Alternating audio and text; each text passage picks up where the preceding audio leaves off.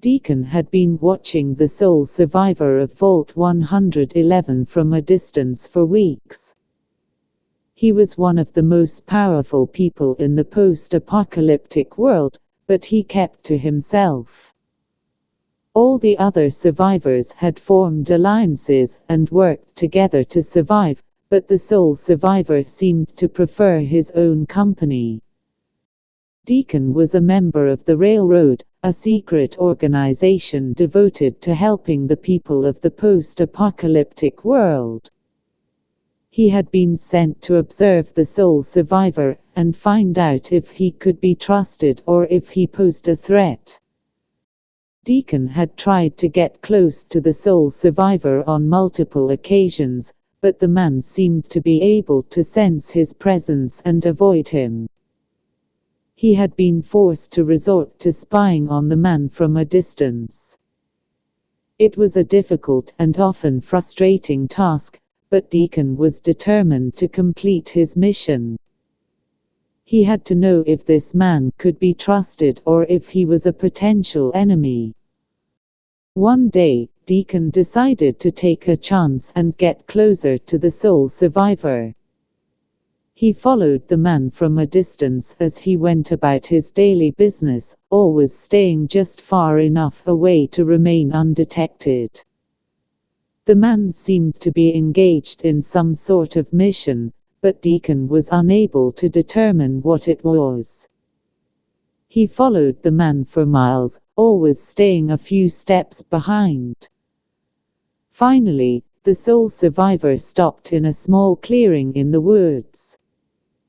He produced a strange device from his pocket and began to fiddle with it. Deacon watched from the shadows, but he was too far away to make out what the device was.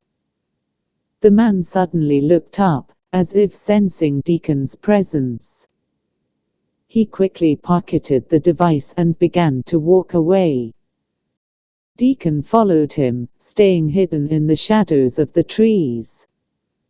The man made his way to an abandoned factory, the same one Deacon had seen him visit the day before. He entered the building and quickly disappeared inside. Deacon followed him in, but stayed hidden in the shadows. He watched as the man made his way to a room in the back of the factory.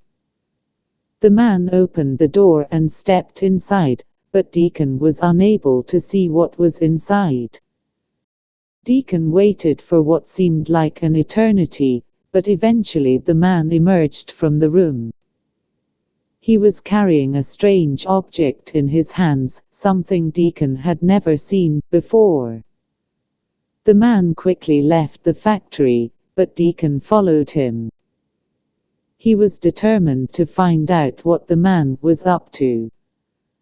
Finally, the man stopped at a small shack in the middle of the woods.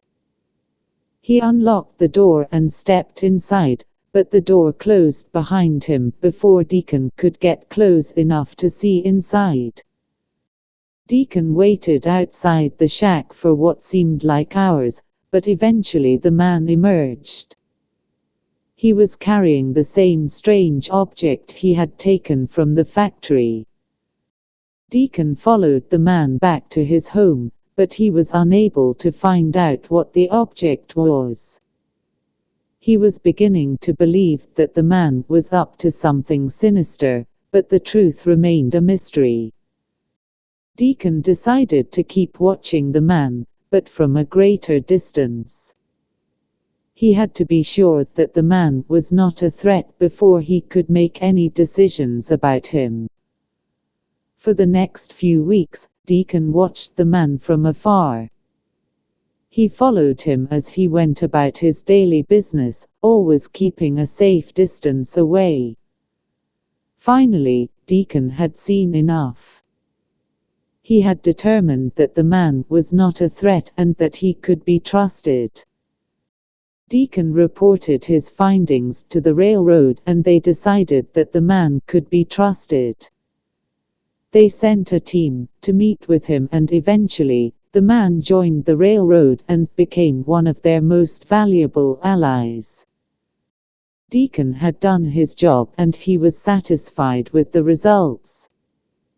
He had found out that the sole survivor of Vault 111 was not a threat, but instead a valuable ally. He had done his part to make the post-apocalyptic world a better and safer place. Yay, the end. Oh right, yeah, I have to do this stuff now. Like, comment and subscribe.